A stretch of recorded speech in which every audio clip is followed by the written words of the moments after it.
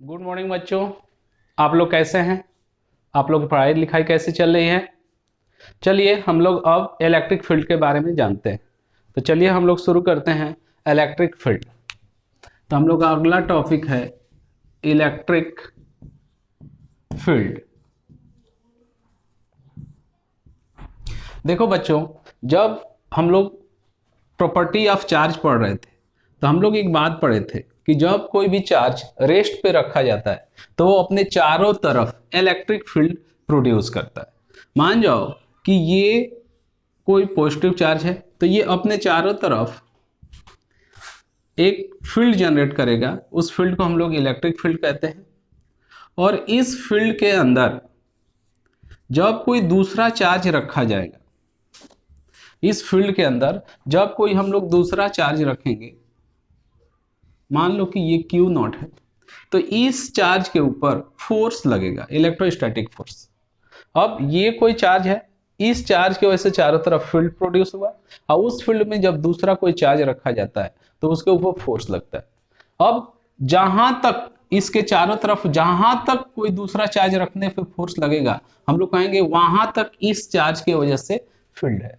तो हम लोग इसको ऐसे डिफाइन कर सकते हैं कि electric field is defined as region around a charge where other charge can experience electrostatic force is known as electric field। अब हम लोग बात करेंगे कि किसी भी इलेक्ट्रिक फील्ड के अंदर फील्ड की इंटेंसिटी क्या है। तो हम लोग का अगला टॉपिक है इलेक्ट्रिक फील्ड इंटेंसिटी। चलो बच्चों, तो हम लोग का अगला टॉपिक है electric field intensity.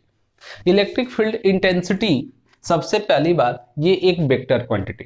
Electric field intensity is vector quantity. अब यदि कोई ये चार्ज है और इस चार्ज की वजह से इसके चारों तरफ इलेक्ट्रिक फील्ड प्रोड्यूस हुई है। अब यदि हम लोग इंटरेस्टेड हैं कि हम लोग किसी पार्टिकुलर पॉइंट के ऊपर, मान लो कि ये पार्टिकुलर पॉइंट P है, यहाँ पे इसके वजह से जो फील्ड है उसकी इंटेंसिटी क्या है ये जानना चाहते हैं, जिसको हम लोग E से डिनोट करते हैं, इलेक्ट्रिक फील्ड इंटेंसिटी कितनी है। तो उसके लिए सिंपल ये तरीका है कि हम लोग एक कोई चार्ज लें जिसका यूनिट 1 हो, 1 यूनिट या 1 कूलम चार्ज यहाँ पे रखें, और उसके ऊपर जितना इलेक्ट्रोस्टैटिक फोर्स लगेगा उसी को हम लोग इस पॉइंट की इलेक्ट्रिक फील्ड इंटेंसिटी कहेंगे। अब यदि यहाँ पे फोर्स F लग रहा है और ये चार्ज यहाँ पे यदि आप Q लिए हो, तो हम कितना चार्ज लेने की बात की है, 1 यूनिट। और जब कोई चीज 1 यूनिट लिया जाता है तो जो मैग्नीट्यूड है उससे डिवाइड कर दिया जाता है। तो मान जाओ कि ये Q चार्ज है, तो यहाँ लगने वाला फोर्स की वैल्यू कितनी होगी, तो ये होगा K Q not Q by, यदि यहां से यहां के बीच की दूरी R है। अब हम लोग कहेंगे कि उस जगह पे जो इलेक्ट्रिक फील्ड है वो है फोर्स पर यूनिट चार्ज। और यहाँ पे चार्ज जो लेंगे हम लोग, चार्ज स्मॉल लेंगे।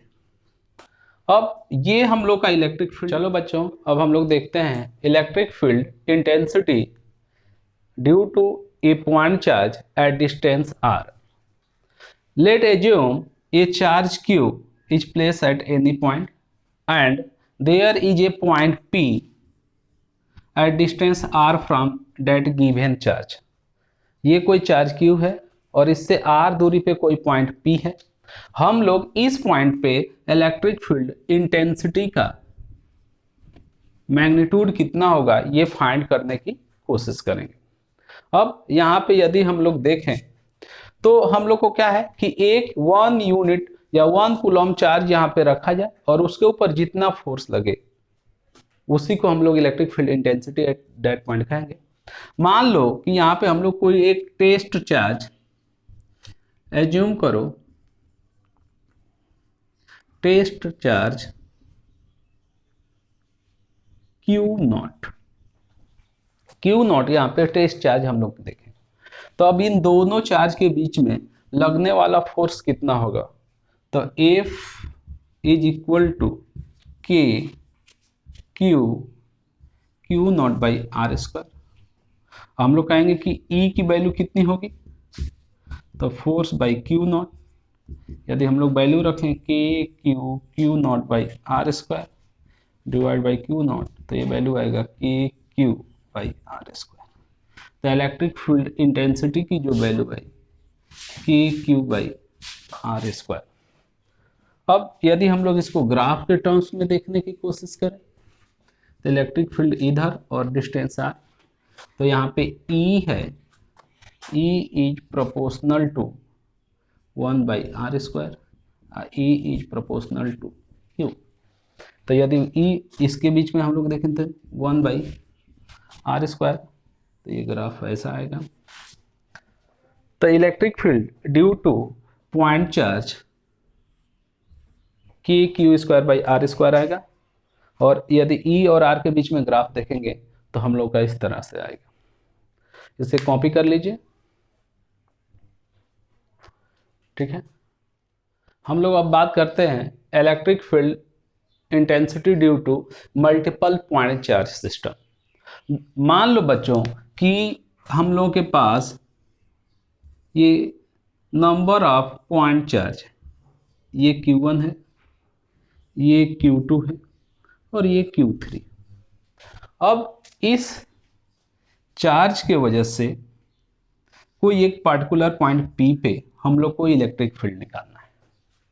अब इस चार्ज से इस पॉइंट के बीच की दूरी R1, इससे इसके बीच की दूरी R2 यदि है, और इससे इसके बीच की दूरी R3।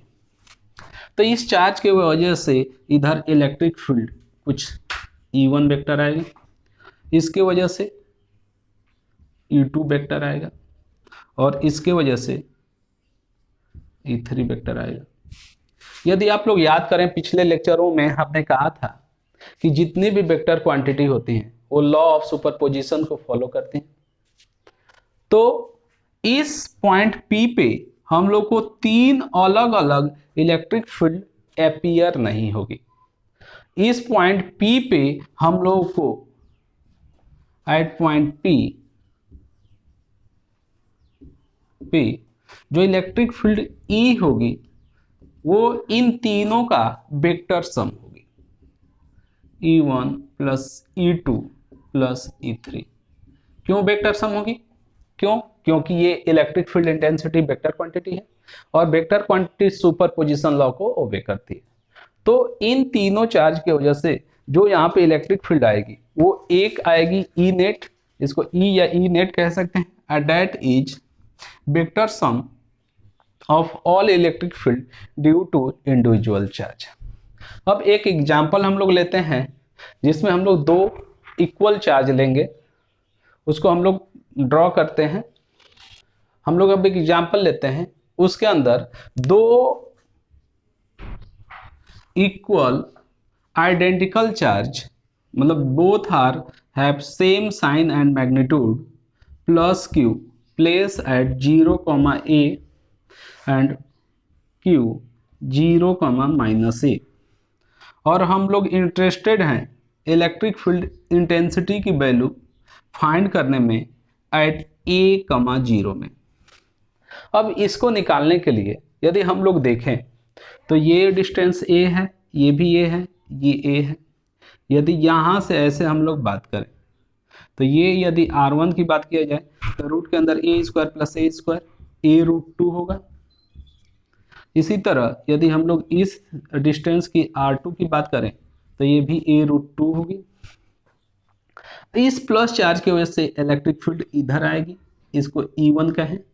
तो E1 की वैल्यू कितनी हो जाएगी? तो अभी हम लोग पीछे फार्मूला देखे थे के क्यू बाई आर स्क्वायर, तो ये होगा K q by R1 square करेंगे तो हम लोग का कितना हो जाएगा 2A स्क्वायर। यदि हम लोग बात करें इसका तो इसके वजह से फील्ड इधर आएगी, और इस फील्ड E2 की वैल्यू जो होगी वो वैल्यू कितनी होगी K Q square by are square, K q by are square करेंगे तो ये भी। अब जो नेट इलेक्ट्रिक फील्ड होगी इन दोनों का वेक्टर सम होगी, तो वो इधर आएगा ई नेट। अब ई नेट निकालने के लिए हम लोग को ये एंगल पता होना चाहिए। चलो यदि इस एंगल को थीटा मान ले तो ये भी एंगल थीटा होगा, ये भी थीटा होगा, ये भी थीटा होगा। अब इसके दो कंपोनेंट होंगे, एक कंपोनेंट इधर होगा इसके, और एक कंपोनेंट इधर होगा इसका, एक कंपोनेंट इधर होगा और एक कंपोनेंट इधर होगा। तो यदि हम लोग इधर देखें तो ई नेट की वैल्यू होगी E1 cos theta plus E2 cos theta, और इधर आएगा E1 sin थीटा, इधर E2 sin थीटा। अब E1 E2 मैग्नीट्यूड में सेम है तो ये दोनों एक दूसरे को कैंसिल कर देंगे, ये एक दूसरे को कैंसिल आउट कर देंगे, ई नेट इन्हीं के बराबर आ जाएगा। अब यदि हम लोग cos थीटा की बात करें तो cos थीटा देखो ये और ये इक्वल है तो ये वैल्यू कितनी हो जाएगी 45 डिग्री। कितना होगा 45 डिग्री। अब यदि हम लोग E1 E2 सेम है और उसकी वैल्यू इतनी है तो यदि ये वैल्यू हम लोग रखें तो KQ/2A², ई नेट की बात हम लोग कर रहे हैं, cos 45 प्लस KQ²/2A² cos 45, तो ई नेट का वैल्यू जो आएगा कितना हो जाएगा, तो 1/√2 cos 45 1/√2, तो 2KQ/2A² इंटू 1/√2, 2 से 2 कैंसिल हो गया तो KQ/√2A², ई नेट की वैल्यू है। तो एक बार मैं रिपीट कर देता हूं कि हम लोग एक एग्जांपल देख रहे थे कि दो पॉइंट चार्ज आइडेंटिकल हैं, एक 0, A पे रखा हुआ है, एक 0, -A पे रखा हुआ है, और हम लोग इंटरेस्टेड हैं इलेक्ट्रिक फील्ड निकालने में A, 0 पे। अब हम लोग देखें ये A दूरी है, ये भी A, तो ये क्या होगा A√2 होगा, ये एंगल 45 होगा, इसी तरह ये A तो ये A√2 होगा। अब चलो बच्चों हम लोग इसमें एक चेंजिंग करते हैं, ये जो चार्ज है ना यदि ये माइनस हो जाए तो क्या होगा, यदि ये चार्ज प्लस के बजाय माइनस होगा तो क्या होगा, तो देखो जो ये इलेक्ट्रिक फील्ड आया था इस इलेक्ट्रिक फील्ड का डायरेक्शन इधर हो जाएगा। अब रिजल्टेंट जो फील्ड है इसको पहले मिटा लेते हैं हम लोग। अब जो इसके वजह से इलेक्ट्रिक फील्ड है इधर होगी, इसके वजह से इलेक्ट्रिक फील्ड इधर होगी। अब ये जो इलेक्ट्रिक फील्ड E2 होगी अगेन KQ/2A² होगी, E1 भी KQ/2A² होगी। अब इन दोनों का वेक्टर सम किया जाए तो ये वेक्टर सम इधर आएगा, तो इस बार net electric field downward direction में आएगी। अब नेट इलेक्ट्रिक फील्ड निकालने के लिए ये एंगल यदि 45 है तो ये भी 45 होगा, ये भी 45 होगा, तो ये दोनों के बीच का एंगल कितना हो गया 90। और दो इक्वल वेक्टर यदि 90 डिग्री पे हैं तो उनका वेक्टर सम कितना हो जाएगा E√2। यदि तो E मतलब ये भी E दोनों इक्वल है तो ये वैल्यू कितना हो जाएगा KQ/2A²√2। अब ये कैंसिल कर सकते हैं तो ये KQ/√2A² इन डाउनवर्ड डायरेक्शन। अब आगे एक एग्जांपल और लेते हैं हम लोग बच्चों। चलो बच्चों एक और एग्जांपल देखते हैं, इसको आप लोग थोड़ा ट्राई करिए करने का। हम लोग का एग्जांपल ये है कि एक स्क्वायर है और इस स्क्वायर के 3 वर्टेक्स पे आइडेंटिकल चार्ज रखे गए और हम लोग को इलेक्ट्रिक फील्ड जिस वर्टेक्स में कोई चार्ज नहीं है वहां पे इलेक्ट्रिक फील्ड इंटेंसिटी की वैल्यू फाइंड करना। एक स्क्वायर है जिसकी साइड A है, इसके 3 वर्टेक्स पे आइडेंटिकल चार्ज Q रखा गया है। हम लोग को इस वर्टेक्स पे इलेक्ट्रिक फील्ड निकालना है। देखो यहाँ पे इसके वजह से इलेक्ट्रिक फील्ड इधर आएगी, यदि इसको हम लोग Q1 चार्ज से डिनोट करें, इसको हम लोग Q2 के वजह से डिनोट करें और इसको Q3, तो E1 की वैल्यू कितनी होगी डेट इज इक्वल टू के क्यू बाई ए स्क्वायर। इसी तरह इसके वजह से E3 कितना होगा, E3, तो ये भी होगा के क्यू स्क्वायर बाई के क्यू बाई ए स्क्वायर। और इसके वजह से देखा जाए तो ये a√2 डिस्टेंस हो जाएगा। तो इलेक्ट्रिक फील्ड इंटेंसिटी की वैल्यू कितनी होगी, E2 इज इक्वल टू के क्यू बाई 2a स्क्वायर। इसका स्क्वायर करेंगे तो 2a स्क्वायर आएगा। ये दिख पा रहा है कि नहीं दिख पा रहा है, ठीक है। अब इन तीनों का वेक्टर सम किया जाए तो ऐसे सोचो, ये दोनों इक्वल हैं और 90 डिग्री पे हैं, तो इनका E√2 होगा। तो ये हो जाएगा E net is equal to इन दोनों का वेक्टर सम। इन दोनों का वेक्टर सम कितना होगा,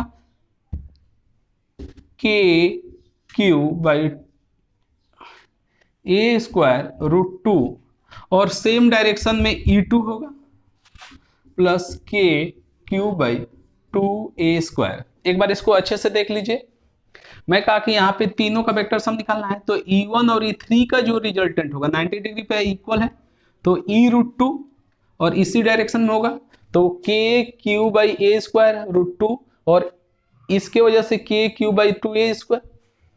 अब इन दोनों में से हम लोग यदि के q by A square common ले लें तो यहाँ √2 बचेगा और यहाँ पे 1/2 बचेगा। तो ये 2√2 प्लस 1/2 के क्यू बाई ए स्क्वायर। तो बच्चों ये हुआ। अब हम लोग बात करेंगे electric field due to continuous charge system. चलिए चलो बच्चों, अब हम लोग बात करते हैं electric field due to continuous charge system.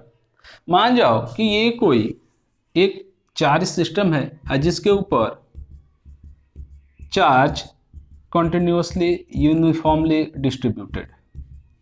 अब इसके वजह से कोई पॉइंट P पे यदि इलेक्ट्रिक फील्ड निकालना है तो देखो, हम लोग को पता है कि कूलॉम्स लॉ एप्लीकेबल है only for point charge system के लिए, और जो इलेक्ट्रिक फील्ड इंटेंसिटी अभी तक हम लोग निकाले हैं हम लोग ओनली पॉइंट चार्ज सिस्टम के लिए निकाले। अब इसके लिए क्या करेंगे कि हम लोग इसके अंदर कहीं पे एक एलिमेंट्री एरिया लेंगे और इसके ऊपर चार्ज dq फाइंड करेंगे। अब dq फाइंड करने का तरीका total charge by total area into elementary area, और इस dq का यहां से जो इस dq का जो इस पॉइंट पे डिस्टेंस आएगा, इसके वजह से एलिमेंट्री इलेक्ट्रिक फील्ड DE निकालेंगे। और हम लोग जब इसको इंटीग्रेट कर देंगे प्रॉपर लिमिट के साथ तो हम लोग को नेट इलेक्ट्रिक फील्ड मिल जाएगा। तो जब कभी भी कंटिन्यूअस चार्ज सिस्टम से आपको इलेक्ट्रिक फील्ड किसी पोजीशन पे निकालना है तो सबसे पहले उस कंटिन्यूअस चार्ज सिस्टम में एक एलिमेंट्री एरिया लो, लेंथ लो, हो सकता है कहीं पे आपको लेंथ लेना पड़े, कहीं पे एरिया लेना पड़े, हो सकता है कहीं पे आपको वॉल्यूम लेना पड़े। एलिमेंट्री लोगे, उसके वजह से यहाँ पे पहले उसके वजह से चार्ज का स्मॉल चार्ज एलिमेंट्री चार्ज निकालोगे और उस स्मॉल चार्ज की वजह से यहाँ पे electric field elementary electric field निकालोगे और उसको प्रॉपर लिमिट के साथ इंटीग्रेट कर दोगे तो आपको नेट इलेक्ट्रिक फील्ड मिलेगी। अब इसको एग्जाम्पल के थ्रू हम लोग अच्छे से समझ सकते हैं। तो चलिए हम लोग एक एग्जाम्पल लेते हैं। चलो बच्चों, हम लोग निकालते हैं electric field due to circular arc at centre. मान लो कोई ये एक सर्कुलर आर्क है और इसके ऊपर चार्ज फैला हुआ है, ये चार्ज इसके ऊपर फैला हुआ है।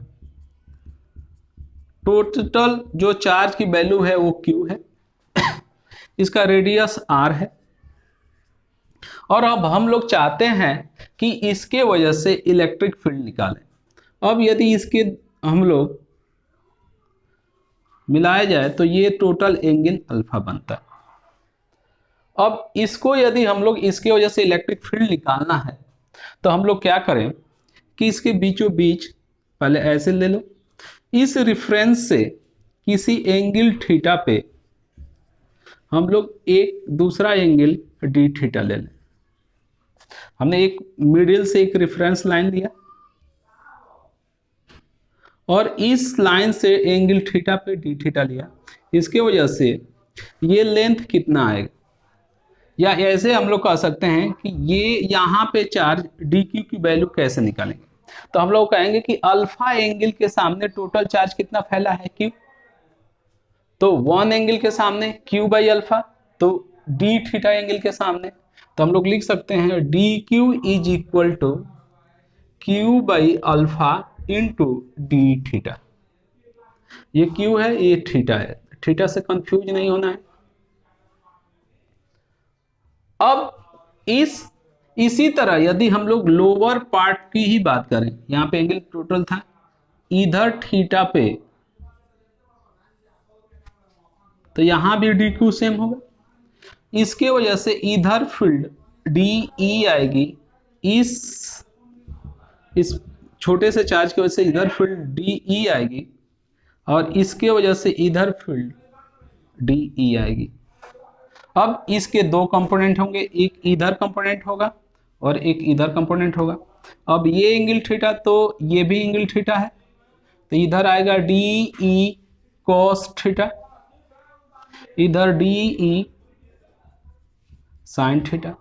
इसी तरह इसके दो कंपोनेंट, एक इधर डी ई कॉस थीटा और इधर का कंपोनेंट क्या आएगा, डी ई साइन थीटा।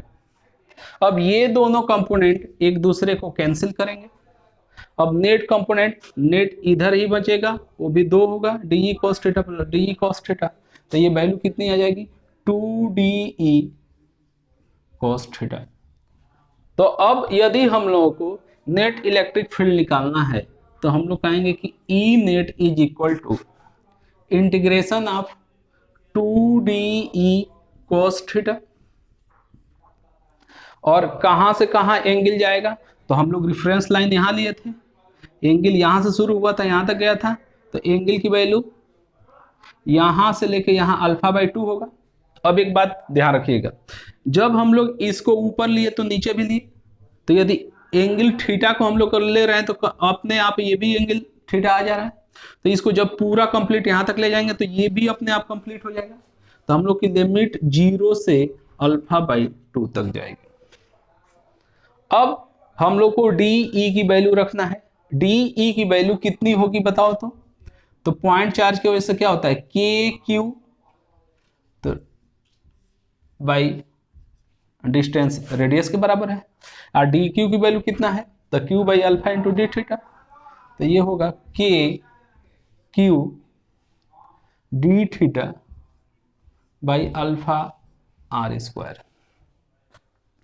चलो बच्चों, अब इस वैल्यू को यहाँ पे रखते हैं और इंटीग्रेट करते हैं, तो 0 से alpha by 2 2 K q d theta by alpha r square into cos theta.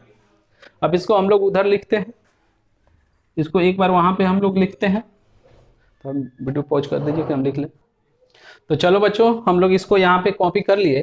अच्छा ये बताओ, यहाँ पे ये सब कांस्टेंट है, 2 भी कांस्टेंट है, के भी कांस्टेंट है, क्यू भी, ये सब, तो इसको तो बाहर हम लोग निकाल सकते हैं। अब integration of cos theta d theta limit 0 से अल्फा बाई 2, कॉस थीटा का इंटीग्रेशन साइन थीटा होता है, तो ये वैल्यू आएगा 2k q by alpha r square sine theta limit 0 से अल्फा बाई 2, लिमिट यदि पुट करें तो 2k q by alpha r square sine alpha by 2 minus sine 0, और साइन 0 की वैल्यू तो 0 होती है, तो फाइनली हम लोग का ई नेट जो आएगा ये आएगा 2k q by alpha r square sine alpha by 2। चलो बच्चों, तो इसको एक बार आप लोग पीछे से रिपीट कर लो वीडियो को, और आज इतना ही, अगले क्लास में हम लोग आगे बात करेंगे।